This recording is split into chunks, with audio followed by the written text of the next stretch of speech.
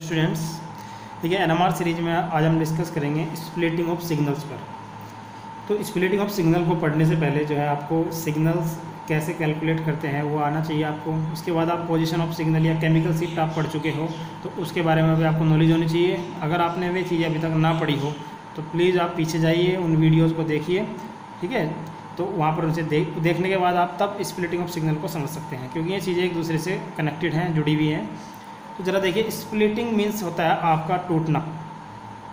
Splitting means आप क्या समझते हो? टूटना, यानी कि जो आपका सिग्नल होता है उसका टूटना ही क्या कहलाता है? Splitting of signal. अब सिग्नल का टूटने से आप समझते क्या है? देखिए, जैसे आप एक एग्जांपल लेते हैं, हम यहाँ पर CH3 नॉर्मल एग्जांपल ले लेते हैं, बेसिक CH3 CH2Cl, एक नॉर्मल एग्जांपल लिया हमने CH3 CH2Cl। आप इसमें सिग्नल निकालने जाते हैं तो आप देखते हैं इन तीन प्रोटॉन्स का एनवायरनमेंट CH2Cl है, यानी कि इनके एनवायरनमेंट में CH2Cl जुड़ा है तो हमने इसे A टाइप मान लिया। फिर इन दो के एनवायरनमेंट में आपका क्या है? Cl और CH3, यानी कि इससे डिफरेंट हो गया तो आपको इसने B मान लिया। तो इस तरह से आपने यहाँ पर निकाला कि A और B टाइप के यहाँ पर दो सिग्नल हैं। तो देखिए, अब आपका जो ये A सिग्नल है वो A सिग्नल हमें ये हो गया, मान लीजिए हमारा, ठीक है। किसके रेफरेंस में देखते हैं आप? TMS के रेफरेंस में। फिर मान लीजिए आपका B सिग्नल आपका कहाँ होगा? ये सॉरी, आपका B सिग्नल हो गया और ये आपका A सिग्नल हो गया। देखिए, मैंने A सिग्नल यहाँ पे बनाया, B सिग्नल यहाँ पे बनाया। तो ये क्यों बनाया? क्योंकि आप जानते हैं जो डेल्टा वैल्यू जो होती है TMS के लिए वो 0 होती है। फिर यहाँ पर 1 2, ठीक है, 1 2 3 4 5 इस तरह से TM जो वैल्यूज हैं वो बढ़ती चली जाती है। तो आपने जो पढ़ा था कि जो डीसिल्डिंग होती है, यानी कि जो प्रोटॉन डीसिल्डेड होते हैं वो आपके डाउनफील्ड, यानी कि डाउनफील्ड की मतलब है कि आपके डेल्टा वैल्यू इंक्रीज़ करेगी वहाँ पर, और अगर आपके प्रोटॉन सिल्डेड है तो वहाँ पर डेल्टा वैल्यू कम होगी। तो ये हायर फील्ड होता है और ये लोअर फील्ड होता है।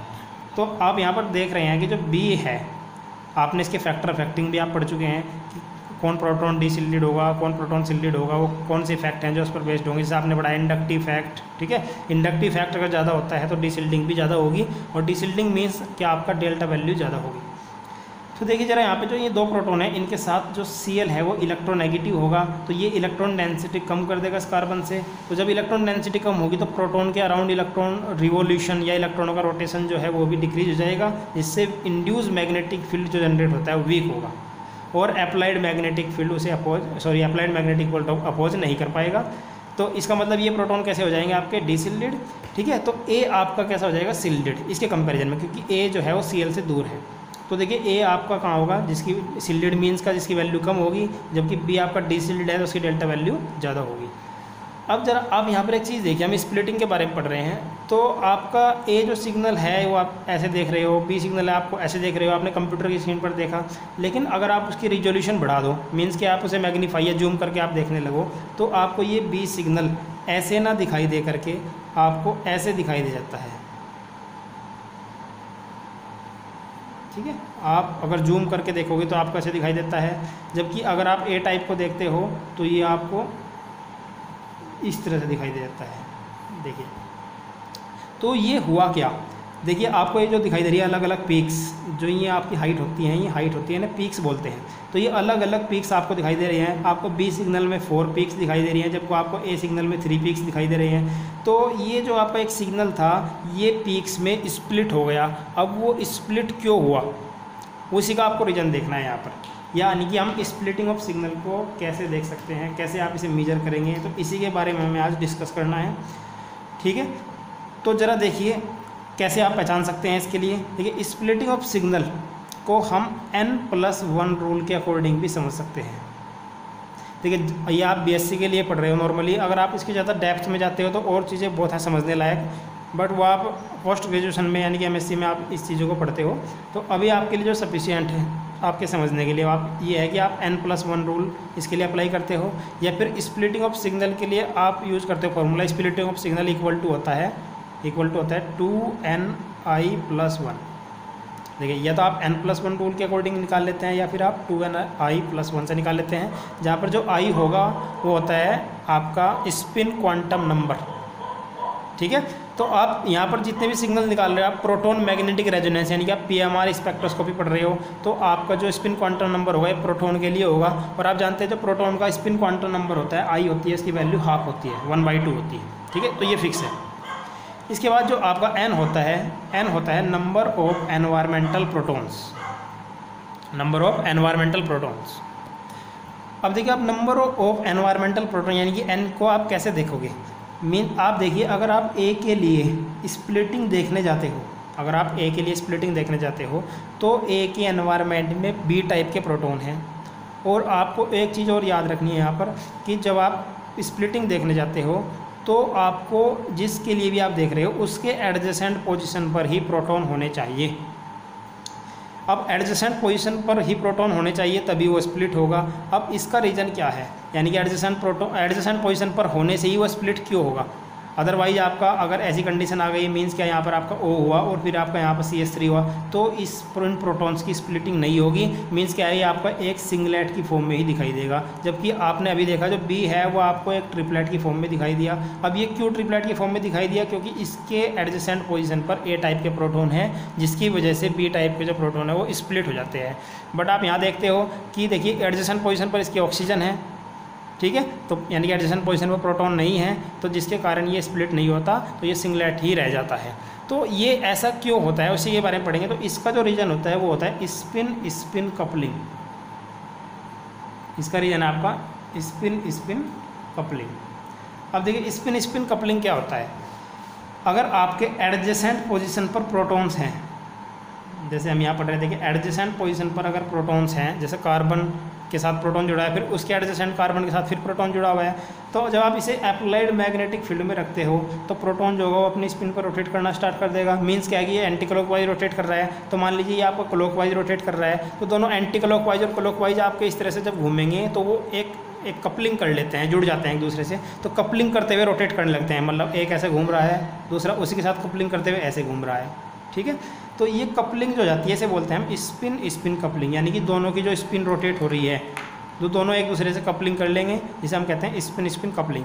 उससे क्या होता है, जब ये कपलिंग कर लेते हैं तो जो एब्जॉर्प्शन होगा, मीन्स क्या है कि आपका ये कभी आपका क्लॉकवाइज भी घूम सकता है या आपका एंटी क्लॉकवाइज भी घूम सकता है, या फिर ये क्लॉकवाइज घूम सकता है या एंटी क्लॉकवाइज घूम सकता है। सारी पॉसिबिलिटीज यहाँ पर होंगी, जिसके कारण वो कभी कभी तो आपका जैसे कि आपने कहा एक वैल्यू यहाँ पर फिक्स है तो वो थोड़ा इधर भी एब्जॉर्ब कर सकता है, वो थोड़ा इधर भी एब्जॉर्ब कर सकता है, वो यहाँ पर भी एब्जॉर्ब कर सकता है। तो इससे क्या होता है, जब पीक होती है आपकी, मतलब जो आपको एक सिंगल लाइन में आ जाना चाहिए था आपका सिग्नल, वो सिंगल ना आकर के वो आपको इस तरह से दिखाई दे जाता है, ठीक है।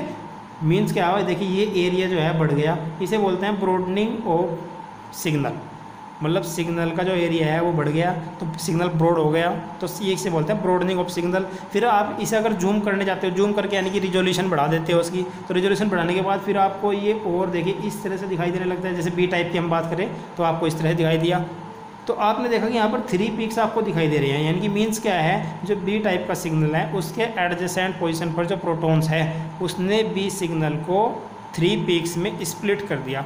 अब वो स्प्लिट कैसे कर दिया, उसने स्पिन स्पिन कपलिंग के कारण उसने स्प्लिट कर दिया, क्योंकि जो एडजेसेंट प्रोटॉन है उनकी स्पिन आपस में कपलिंग कर लेती है, जिससे पीक की ब्रॉडनिंग हो जाती है और वो स्प्लिट होकर के डिफरेंट पीक्स देता है। तो यही होता है आपका स्प्लिटिंग ऑफ सिग्नल। अब आप समझ गए होंगे स्प्लिटिंग ऑफ सिग्नल क्या है। अब इसे निकालने के लिए देखिए सिंपल फॉर्मूले क्या है, जैसे हम अभी इसके लिए पढ़ रहे थे CH3 CH2 Cl। हमने कहा B जो है ट्रिपलेट में, ठीक है। अब देखिए एक तो आपने इसका बेसिक समझा कि होता कैसे है, स्प्लिटिंग क्यों होती है, ठीक है। आप अगर आपको डायरेक्टली इसे निकालना है तो आप कैसे इसे निकालते हैं, देखिए स्प्लिटिंग कैसे आप देख सकते हैं, यानी कितनी पीक्स में वो सिग्नल जो आपका डिवाइड होगा वो आप निकाल सकते हैं 2ni+1 से। मैंने आपको बताया n क्या होगा, number of environmental proton, i क्या होगा यहाँ पर स्पिन क्वांटम नंबर। अब जो आपका प्रोटॉन के लिए स्पिन क्वांटम नंबर होता है वो फिक्स होता है, वो हाफ होगा, लेकिन n की वैल्यू आप देखोगे वहाँ पर कितनी है, कितनी दी हुई है। फिर आपका या फिर आप यूज़ कर सकते हो n+1 रूल। n का मीन्स यहाँ पर भी क्या है, number of adjacent environmental proton. आपको ध्यान ये रखना है कि आपको एडजेसेंट प्रोटॉन ही देखने हैं, जिसका रीज़न मैंने आपको अभी बताया, क्योंकि स्पिन स्पिन कपलिंग के कारण ही प्रोटॉन की स्प्लिटिंग हो सकती है। तो आपको नंबर ऑफ एनवायरमेंटल प्रोटॉन जो देखोगे आप वो एडजेसेंट प्रोटॉन को देखोगे केवल। तो अब n+1 रूल देखिए, इसे पहले समझ लीजिए n+1 रूल है क्या। देखिए जैसा आप ये एग्जाम्पल ले रहे हो CH3 CH2 Cl, तो आप आप जो आपका सिग्नल है उसकी स्प्लिटिंग को आप मेजर कर रहे हो पहले। तो जब आप A को मेजर करने जाओगे तो A के लिए जो n होगा, यानी कि number of environmental proton for A, तो A के एनवायरमेंट में कितने प्रोटॉन हैं, देखिए B टाइप के प्रोटॉन है, एडजेसेंट पोजीशन पर हैं, तो कितने प्रोटॉन हुए 2। तो आप n की वैल्यू यहाँ पर क्या हो गई 2। फिर प्लस, अब 1 इसी के लिए आएगा, यानी कि जो उसके 2 प्रोटॉन हैं इसके 1 प्रोटॉन के साथ कपलिंग में होंगे। अब जैसे 3 प्रोटॉन है यहाँ पर, तो इसके 2 प्रोटॉन एक प्रोटॉन के साथ, ऐसे 2 प्रोटॉन दूसरे प्रोटॉन के साथ, 2 प्रोटॉन तीसरे प्रोटॉन के साथ, इस तरह से हमें कपलिंग में रहते हैं। तो आप इसका हमेशा 1 मेजर करते हैं, यानी कि इसके जो 2 प्रोटॉन है इसके साथ 1 के साथ जो है कपलिंग में होंगे, तो इसलिए इसे n+1 रूल कहते हैं। तो आपके एनवायरमेंटल प्रोटॉन, एक एनवायरमेंट में जो बी प्रोटॉन है वो कितने हैं 2 और +1 यानी कि 3। तो मीन्स क्या, जो ए है वो आपका ट्रिपलेट में स्प्लिट हो जाता है, यानी कि आपको वहाँ पर इस तरह से 3 पीक्स दिखाई देंगी। अब 3 पीक्स को हम ट्रिपलेट लिखेंगे, ठीक है। तो 3 पीक्स जो दिखाई देंगे आपको उसे क्या लिखोगे, ट्रिपलेट। अब देखिए अगर हम बी को मेजर करने जाते हैं, अगर आप ए को अब ऐसे छोड़ दीजिए, अब आप बी को मेजर करें, तो जब बी को मेजर करेंगे तो बी के एनवायरनमेंट में कितने प्रोटॉन हैं 3, तो आप सीधा सा निकाल लीजिए n+1 रूल से। तो 3 और प्लस बी के लिए कितना आ जाएगा 1, तो 3 + 1 यानी मतलब कितना आ गया आपका 4। तो जो देखिए जो बी है, तो बी के लिए आपके कितने पीक्स आई, आपकी 4 पीक्स आई। तो मीन्स आपका ये मिला आपको क्वार्टेट, इसे कहते हैं क्वार्टेट। ये आपको बता दूंगा मैं, 1 के लिए सिंगलेट, 2 के लिए डबलेट, 3 के लिए ट्रिपलेट, तो और 4 के लिए आप ये क्वार्टेट यूज करोगे वर्ड, ठीक है। इससे टर्मिनोलॉजी जो होगी इनकी होगी। तो आप इस तरह बता सकते हो जो बी है वो आपका किस में स्प्लिट हुआ, क्वार्टेट में। जो आपका ए है वो आपका किस में स्प्लिट होगा, ट्रिपलेट में। तो ये तो हुआ n+1 रूल के लिए। अब आप अगर 2ni+1 ये भी यूज कर सकते हो। देखिए इसके लिए हम कैसे देखेंगे, अगर आप देख रहे हो ए के लिए, फॉर ए सिग्नल के लिए, तो ए सिग्नल की जो स्प्लिटिंग ऑफ सिग्नल होगी इक्वल टू होगी 2ni+1। अब आप देखिए जो 2 × n की वैल्यू कितनी है यहाँ पर। अब आप देख रहे हो ए के लिए, ठीक है, इसे हटा दीजिए यहाँ से। अब आप ए के लिए देख रहे हैं, तो ए के एनवायरनमेंट में कितने प्रोटॉन है 2, तो n की वैल्यू कितनी होगी 2। अब प्रोटॉन की स्पिन हमेशा हाफ होती है, एंड +1, तो 2 से 2 कैंसिल हो जाएगा, 2 + 1 आपका 3। मीन्स कि आपका जो ए है वो क्या देगा, आपका ट्रिपलेट देगा, यानी कि 3 पीक्स में वो आपका डिवाइड हो जाएगा। तो वही हमने देखिए n+1 से निकाला, वही आप इससे निकाल रहे हो, तो दोनों को आप यूज कर सकते हो। फिर आप ऐसे ही किसके निकाल लीजिए 4b, ठीक है। 4b = 2ni+1। तो देखिए बी के एनवायरनमेंट में ए टाइप के प्रोटॉन है कितने हैं, और 3 प्रोटॉन्स हैं। तो 2 × n की वैल्यू आपकी 3 हो गई। आई जो होता है हमेशा हाफ होता है, +1, तो 2 से 2 कैंसिल हो जाएगा, 3 + 1 आपका 4 आ जाएगा। तो इस तरह से ये क्वार्टेट देगा आपका। तो आप स्प्लिटिंग ऑफ सिग्नल को 2 फॉर्मूलेज मैंने आपको बताए, दोनों से आप ईजिली कैलकुलेट कर सकते हो। अब देखिए स्पिन कपलिंग को कुछ और अच्छी तरह से हम समझ लें। यहाँ पर देखिए स्पिन कपलिंग आपको कैसे बताती है कि वो ट्रिपलेट में टूट जा रहा है, वो आपका डबलेट में टूट जा रहा है। एक तो आपने फॉर्मूला डायरेक्ट यूज कर लिया, लेकिन अगर हम इसकी थोड़ा डेप्थ में जाएँ कि हम समझे से कि हाँ ये कैसे निकला है, और यहाँ से आपकी जो पीक्स आपकी आती है, यानी कि आप इस तरह से निकाला आपने ट्रिपलेट, तो जो ये पीक्स आई है इनका रेशो क्या होगा वो भी आप कैलकुलेट कर सकते हो स्पिन कपलिंग की हेल्प से। अब देखिए आप कैसे कैलकुलेट करेंगे। अब मीन्स क्या कि आप ए के लिए देखने जा रहे हो। अब आपने n+1 रूल के अकॉर्डिंग देखा, n क्या होगा 2 + 1 यानी कि आपका ट्रिपलेट देगा, ठीक है। ये तो हमें फॉर्मूले से यहाँ से पता चला कि ट्रिपलेट देगा। अब आप स्पिन से कैसे पता लगाओगे। अब देखिए जो n होता है, n कितना है यहाँ पर 2 है, तो जो 2 प्रोटॉन है उनकी स्पिन को आप अप्लाइड मैग्नेटिक फील्ड में रखते हुए कैसे देखेंगे। देखिए आपका अप्लाइड मैग्नेटिक फील्ड होगा, ये इसकी डायरेक्शन हो गई। तो अगर आप देखते हैं 3 कंडीशन यहाँ पर अलग अलग कंडीशन बन सकती है। ट्रिपलेट का हमने तो 3 कंडीशन बनेंगी, क्वार्टेट का हमने 4 कंडीशन बनेंगी। वो कंडीशन बनती कैसे है वो देखते हैं ज़रा। देखिए सबसे पहले क्या होगा, जो आपका प्रोटॉन जब वो नॉर्मल स्टेट में होगा, बिल्कुल ग्राउंड स्टेट में होगा, तो वो अप्लाइड मैग्नेटिक फील्ड की डायरेक्शन में ही होगा। तो इसे कहते हैं रेनफोर्स कंडीशन।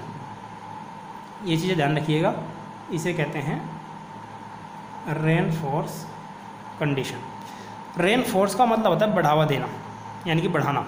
तो जो आपका अप्लाइड मैग्नेटिक फील्ड है वो आपके इन प्रोटॉन्स को अफेक्ट कर रहा है। वो हमें कैसे पता लगेगा कि अफेक्ट कर रहा है, क्योंकि दोनों की डायरेक्शन एक ही है। अगर ये इसकी जो स्पिन चेंज हो जाती तो ये इसकी डायरेक्शन के अप्लाइड मैग्नेटिक फील्ड को अपोज करने लगता, तो उस कंडीशन में आपका जो हो जाता अपोज कंडीशन लिखते हैं आप। और जो रेन फोर्स होता है उसे आप क्या कह सकते हो, डीसिल्टेड, ठीक है, डीसिल्टेड। यानी कि ये आपकी जो कंडीशन है वो डीसिल्टेड कंडीशन है, क्योंकि अप्लाइड मैग्नेटिक फील्ड आपके प्रोटॉन की डायरेक्शन जो है वो एक जैसी है, तो वो डीसिल्टिंग कंडीशन में है।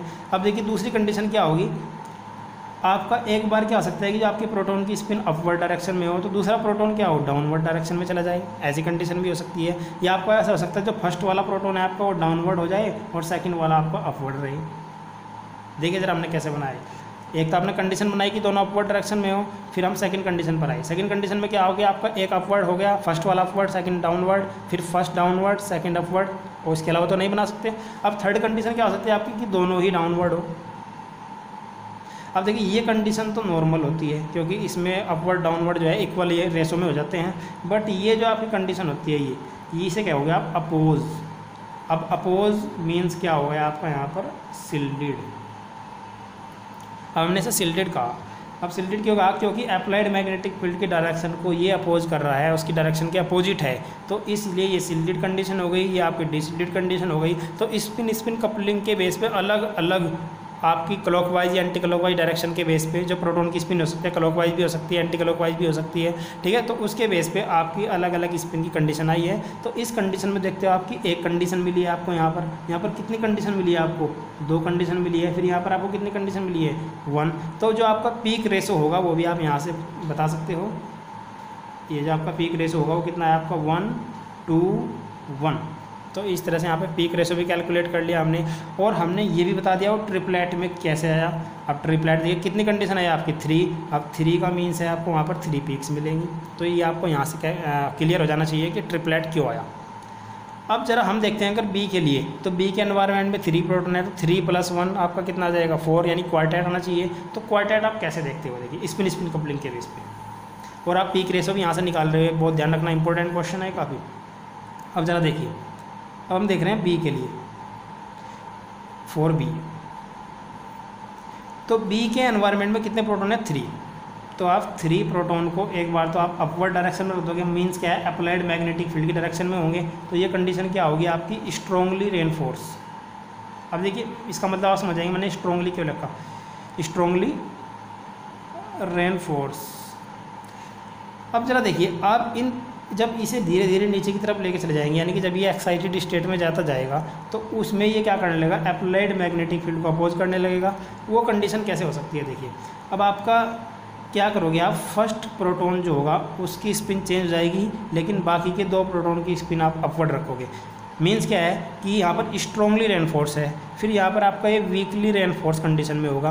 वीकली क्यों होगा, क्योंकि 2 तो आपके रेनफोर्स कर ही रहे हैं, बट एक अपोज करने लगेगा। अब वो एक ये भी हो सकता है, वो एक ये भी हो सकता है, वो एक ये भी हो सकता है। तो उस बेस पर आप कितनी कंडीशन बना सकते हो, देखिए यहाँ पर 3, यहाँ पर एक इस सेकंड कंडीशन में 3 बना सकते हो आप। अब देखिए फर्स्ट आपका कर लिया, एक बार क्या करो आप फर्स्ट को ऐसे ही रखो एज इट इज, और सेकंड वाले को डाउनवर्ड कर दो। एक बार आप क्या करो कि फर्स्ट और सेकंड को एज इट इज रखो और थर्ड वाले को डाउनवर्ड कर दो। तो एक बार आपने फर्स्ट को डाउनवर्ड किया, एक बार आपने सेकंड को डाउनवर्ड किया, एक बार आपने थर्ड को डाउनवर्ड किया। तो इस तरह से आपके यहाँ पर 3 पॉसिबिलिटी बनी। फिर आप अगली कंडीशन में जाइए, तो यहाँ पर देखिए मैक्सिमम रेनफोर्स है, यानी कि मैक्सिमम अपवर्ड डायरेक्शन में है। एक बार क्या होगा आपका मैक्सिमम डाउनवर्ड हो जाएगा। तो एक फर्स्ट वाले को तो आप अपवर्ड रखोगे, लेकिन बाकी के 2 क्या हो जाएंगे डाउनवर्ड। एक बार आप क्या करो फर्स्ट और सेकंड वाला अपवर्ड होगा, और बाकी के 2 फर्स्ट और थर्ड क्या होंगे डाउनवर्ड होंगे। एक बार लास्ट वाले के साथ कर दीजिए ऐसा, यानी कि फर्स्ट और सेकंड डाउनवर्ड हो गए और थर्ड आपका अपवर्ड होगा। देखिए जरा कैसे कंडीशन बनाई, एक बार हमने फर्स्ट को अपवर्ड रखा और बाकी के 2 डाउनवर्ड, एक बार हमने आपका सेकंड को अपवर्ड रखा और फर्स्ट और थर्ड डाउनवर्ड, एक बार हमने लास्ट को आपका अपवर्ड रखा और फर्स्ट और सेकंड डाउनवर्ड। तो इस तरह से यहाँ पर भी 3 पॉसिबिलिटी हो सकती है। अब लास्ट पॉसिबिलिटी क्या बची कि आपके तीनों ही डाउनवर्ड हो। तो ये जो आपकी कंडीशन होगी इसे बोलोगे आप स्ट्रॉन्गली अपोज। मीन्स ये आपकी हाईली सिल्डेड कंडीशन है। ये आपकी दोनों नॉर्मल कंडीशन, इसमें आपका क्या है वीकली रेनफोर्स, इसमें आपका क्या है वीकली अपोज। ये आपका वीकली अपोज है और ये आपका स्ट्रॉन्गली अपोज है। ये आपका स्ट्रॉन्गली रेनफोर्स है, ये आपका वीकली रेनफोर्स है। तो इस तरह से आपने देखिए अलग अलग कंडीशन में कितनी कंडीशन, यहाँ पर 1, फिर यहाँ पर आपकी 3, फिर यहाँ पर आपकी भी 3, फिर यहाँ पर कितनी बनी 1। तो मीन्स क्या है, ये 4 पीक्स को रिप्रेजेंट कर रहा है यहाँ पर, यानी कि जो आपकी मल्टीप्लेट होगा यहाँ पर वो क्या होगा क्वार्टेट होगा। मल्टीप्लेट मैंने इसलिए कहा, सिंगलेट तो 1 ही होता है, फिर आपका डबलेट ट्रिपलेट, इन्हें क्या कह सकते हैं आप मल्टीप्लेट, यानी कि बहुत से, भाई डबल भी हो सकता है ट्रिपल भी हो सकता है। तो आपका इसके लिए कितना आया है आपका क्वार्टेट। तो इस और पीक रेशो अगर आप देखोगे, पीक रेशो आपका आया 1 3 3 1। तो पीक रेशो भी हम यहाँ से कैलकुलेट कर सकते हैं। और तो आपने अब स्पिन कपलिंग के बेस पे पीक रेशो भी देखा कैसे निकाल सकते हैं, ठीक है। आपने मल्टीप्लेट भी देखा आप कैसे देख सकते हो। तो ये आसान चीज़ें हैं, इसके और एग्जांपल्स भी हम नेक्स्ट वीडियो में करेंगे। बाकी आपको एक चीज़ कुछ और चीज़ें बतानी है इसमें, आप पीक रेशो जो है वो अलग अलग मेथड से कैसे निकाल सकते हो। देखिए एक तो आपने पीक रेशो निकाला है नॉर्मल आप स्पिन कपलिंग के बेस पर। अब पीक रेशो निकालने के लिए एक बाइनोमियल इक्वेशन भी होती है जो कि होती है आपकी x + 1 पावर n। इसके थ्रू भी आप निकाल सकते हो या वो ऐसे भी लिख सकते हैं ऐसे a + b पावर n। अब जो यहाँ पर n होगा, n आपका क्या होगा, नंबर ऑफ एनवायरमेंटल प्रोटॉन्स, और एडजेसेंट पोजीशन के ही प्रोटॉन होंगे एनवायरमेंटल। उसी तरह से देखोगे जैसे ए के लिए देख रहे हो तो बी टाइप के कितने प्रोटॉन हैं, ठीक है, एडजेसेंट प्रोटॉन आप देखोगे। अब जरा इसमें देखिए अगर आपकी n = 1 हो तो देखिए x + 1 तो कितना आ जाएगा आपका, x + 1 मीन्स क्या है 1:1। जो आपका पीक रेशो होगा वो ये देखिए 1x है ना, तो ये 1 हो गया, तो ये 1 है, तो 1:1 आपका पीक रेशो होगा। अगर आपके n की वैल्यू 2 हो जाए, ठीक है, ज़रा यहीं पे चेंज कर लीजिए, अगर आपके n की वैल्यू कितनी हो जाए, 2 हो जाए, तो देखिए क्या आएगा, इसकी इक्वेशन को सोल्व करोगे अगर 1x प्लस ये आपका आ जाएगा 2x और प्लस x²। तो देखिए ज़रा पीक रेशो क्या है आपका 1 रेशो, देखिए क्योंकि x कितना है 1 है, जबकि ये आपका कितना है 2x, तो रेशो कितना हुआ 2, फिर यहाँ पर आपको कितना है 1x², तो ये 1, तो जो आपका पीक रेशो है वो कितना है 1 to 1। तो इस तरह से आप पीक रेशो भी कैलकुलेट कर सकते हैं n की वैल्यू के बेस पे। अगर देखिए n की वैल्यू आपकी 2 है तो n + 1 रूल के अकॉर्डिंग आपका क्या आएगा, n की वैल्यू 2 है तो 2 + 1 यानी कि 3 यानी कि ट्रिपलेट, तो ये आपका किसके लिए आया है, ट्रिपलेट के लिए आपका ये आया है। तो इस तरह से आप कैलकुलेट कर सकते हो। अगर आपकी n की वैल्यू 1 थी तो 1 + 1 यानी कि 2, तो वह किसके लिए आया था आपका 1:1 डबलेट के लिए आया था। तो एक ये भी तरीका है कि आप निकाल सकते हो, बाइनोमियल इक्वेशन है ये, क्वेश्चन भी आ जाता है कि इसके लिए फॉर्मूला क्या होता है, तो आप x + 1 पावर n या फिर a + b पावर n, इस तरह से आपका पूछा जा सकता है। अब एक इसके लिए बहुत अच्छा मेथड और है, और मैं से बहुत ईजी मेथड भी कहूँगा, पास्कल ट्राइंगल के थ्रू भी आप इसे निकाल सकते हैं। अब पास्कल ट्राइंगल के लिए अगर आपको निकालना है तो यहाँ पर आप निकालते हो पीक रेशो, और यहाँ पर आप लिखते हो मल्टीप्लेट। यहाँ पर आपका पीक रेशो होगा और यहाँ पर आपका मल्टीप्लेट होगा। मल्टीप्लेट मीन्स कि आपका सिंगलेट, भाई सिंगलेट तो नॉर्मल सिंगलेट ही है, उसके बाद आपका क्या हो जाएगा डबलेट, फिर उसके बाद आपका क्या हो जाएगा ट्रिपलेट, फिर उसके बाद क्या आ जाएगा आपका 4 के लिए क्या आ जाएगा क्वार्टेट, 5 के लिए जो हम लिखते हैं वो लिखते हैं क्विंटेट। भाई पेंटेट भी लिखा हो सकता है, लेकिन जो हायर स्टडी जो आप करते हो तो वहाँ पर आपको क्विंटेट मिलेगा, ठीक है। और 6 के लिए लिखा होता है सेक्सटेट, और 7 के लिए लिखा होता है हैप्टेट, भाई हैप्टेन कहते हैं जैसे आप, तो 7 के लिए क्या होगा हैप्टेट, और ऐसे ही 8 के लिए आपका ऑक्टेट, और 9 के लिए होता है नोनेट, और 10 के लिए होता है आपका डेकेट। तो इस तरह से आप लिख सकते हो, ठीक है, 10 के लिए आपका डेकेट। तो जरा पीक रेशो देखिए निकालते हैं, कैसे निकालते हैं। पास्कल ट्रायंगल आप बनाते कैसे हैं, देखिए सबसे पहले तो आप पास्कल ट्रायंगल में 1 लिखते हो, तो सिंगलेट के लिए तो हमेशा 1 ही होगा रेशो, ठीक है, क्योंकि वो किसी के साथ कपलिंग नहीं कर रहा है। मैंने आपको बताया कि कपलिंग कब नहीं करेगा, जब एडजेसेंट पोजीशन पर प्रोटॉन नहीं होगा तो वो कभी भी कपलिंग नहीं करेगा, तो उस कंडीशन में उसका रेशो भी 1 ही होगा। अब जरा आप क्या करते जाइए, 1 को इधर भी ऐसे फैलाते जाइए, 1 को इधर भी ऐसे ही फैलाते जाइए, और जो बीच में नंबर्स आएंगे उन्हें आप सम करते जाइए, उनका जोड़ते जाइए। तो देखिए हमने 1 को इधर फैलाया 1, फिर आपने ऐसे इधर 1 लिख दिया, ठीक है, तो देखिए 1 1, तो ये किसके लिए हो गया आपका, ये आपका 1 सिंगलेट के लिए, और 1:1 आपका किसके लिए हो गया डबलेट के लिए। अब जरा फिर ऐसे लिखिए, ये आपने लिखा 1, फिर आपने इधर देखिए 1 1 कितना हो गया 2, फिर इसके बाद क्या आ जाएगा 1, ये आपका किसके लिए हो गया ट्रिपलेट के लिए, यानी कि ट्रिपलेट के लिए जो आपका पीक रेशो है 1 to 1 हो जाएगा। इसके बाद आपका क्वार्टेट के लिए क्या होगा, देखिए आपने लिखा फिर 1, फिर 1 और 2 को सम कर दिए, जोड़ दीजिए दोनों, 2 + 1 कितना हो जाएगा आपका 3, फिर देखिए इधर 2 + 1 कितना हो जाएगा आपका 3, फिर इधर कितना हो जाएगा 1, देखिए 1, इसके बाद 1 + 2 3, फिर 2 + 1 3, फिर 1। इसके बाद ये आपको किसके लिए आया क्वार्टेट के लिए। इसके बाद आप बनाते हैं क्विंटेट के लिए, तो फिर लिखिए यहाँ पर 1, फिर 1 + 3 कितना हो गया आपका 4, 3 + 3 कितना हो गया आपका 6, फिर 3 + 1 कितना हो गया आपका 4, फिर इसके बाद क्या आ जाएगा आपका 1।